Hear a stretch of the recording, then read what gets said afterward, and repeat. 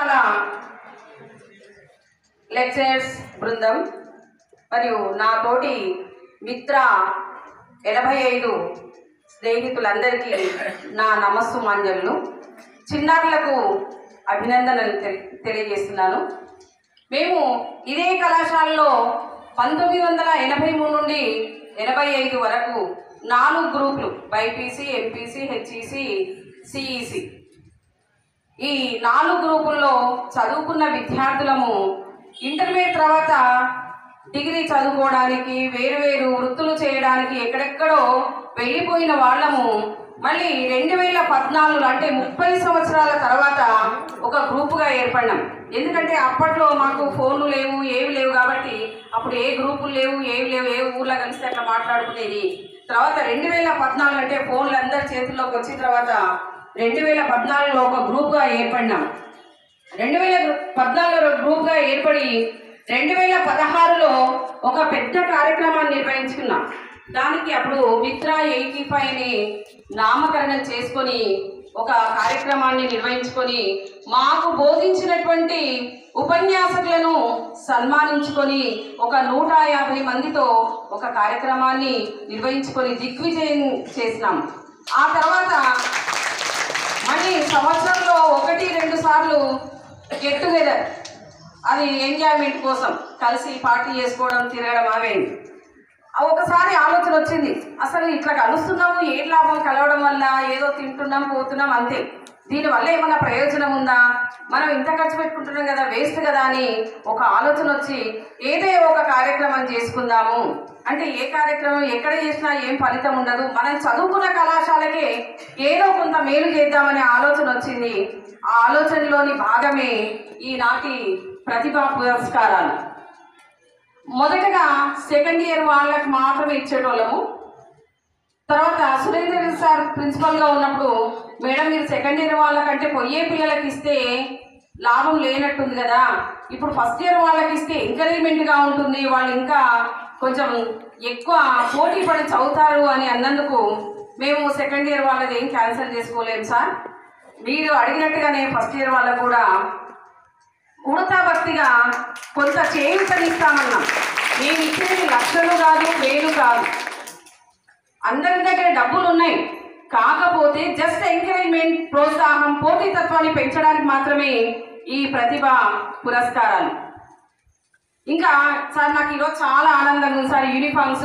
ఈ uniforms idea వచ్చింది మా బ్యాచ్ వాళ్ళకి వచ్చింది. 2 years బ్యాక్ ఒకరోజు అదే హాల్లో మీటింగ్ అవుతున్నప్పుడు ఈ షెడ్ నిర్మాణదాతలు లక్ష్మారెడ్డి తర్వాత తిరుపతి రెడ్డి వాగ్దానం చేసిండు, ప్రతి స్టూడెంట్కి 2 యూనిఫామ్లు ఇప్పిస్తామని.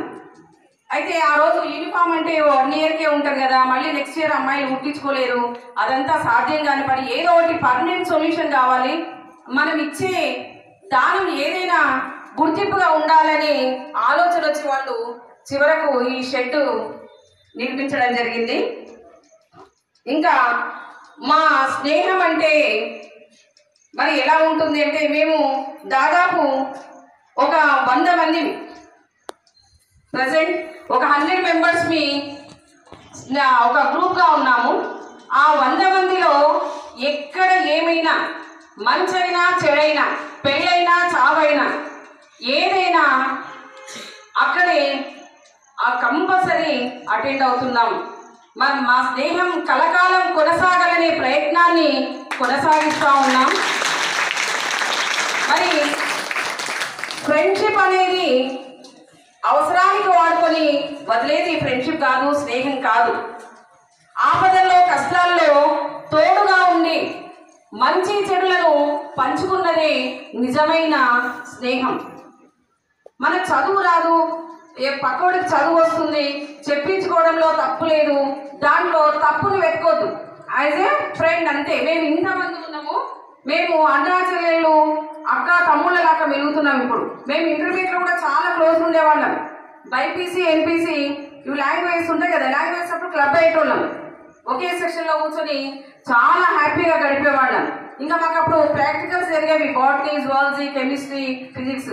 ఆ ప్రాక్టికల్ ల్యాబ్లో అయితే ఒక్కొక్క టేబుల్కి 4 మెంబర్స్, అబ్బాయిలు అమ్మాయిలు అందరం కలిసి ఉండేవాళ్ళం. కానీ మా లోపల అప్పుడు ఒక్క చెడు అభిప్రాయం కూడా లేదు. ఫ్రెండే, ఫ్రెండే. అర్థమైందా? ఫ్రెండ్ అంటే ఏదో దురుద్దేశంతో చూడొద్దు. స్నేహం స్నేహం స్నేహానికి మించిన దైవం లేదు, స్నేహానికి మించిన గొప్పది ఏది లేదు. కాబట్టి అబ్బాయిలు అమ్మాయిలు స్నేహంగా ఉండాలి. ఆ స్నేహం ఎలాంటి స్నేహమై ఉండాలి? ఒక మంచి నిజాయితీ కలిగినటువంటి స్నేహమై ఉండాలని కోరుచున్నాను.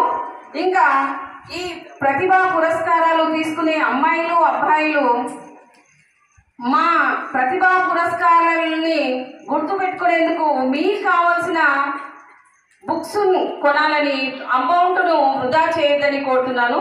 మరి మేము ఇక్కడ 18-19 బ్యాచ్ వాళ్ళకి ఫస్ట్ టైం ఈ ప్రతిభా పురస్కారాలు ఇచ్చినాము. ఫస్ట్ టైం ప్రతి స్టూడెంట్కి 4,000 ఏమో ఇచ్చినట్టున్నాము. అప్పుడు ఒక అమ్మాయి